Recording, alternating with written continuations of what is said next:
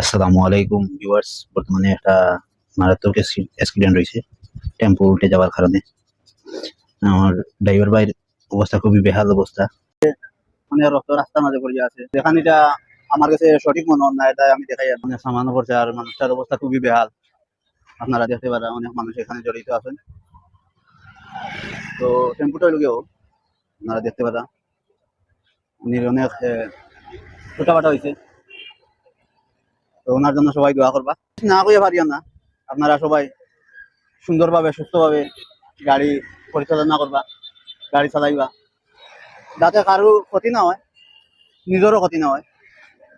আপনারা দেখতে পারবা এখানে গাড়ি ড্রাইভার ভাই অবস্থা খুবই খারাপ। তো ওনার লাগে আপনারা দোয়া করবা।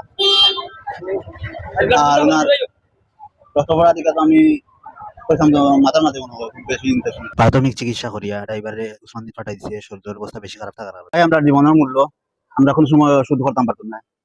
সব তারপরে সেফলি গাড়ি চালাইবা। আর যদি আল্লাহ আমরা আতুর রুড়া দিতা তাও আমরা পারতাম, কিন্তু আল্লাহর কাছে কোনো প্রতিবাদ করতাম পারতাম না। তো 1 সেকেন্ডও লাগে এই ঝুঁকিটা নেওয়ার কোনো দরকার না ভাই। আজ তোমার ফ্যামিলি আছে, এগুলা নিয়ে একটু চিন্তা ধারণা করিয়া গাড়িটা সেফলি ও সুন্দরভাবে গাড়িটা চালাইবা। আর সবাই ভালো থাকবা, সুস্থ থাকবা। খুদা হাফিজ, আসসালামু আলাইকুম।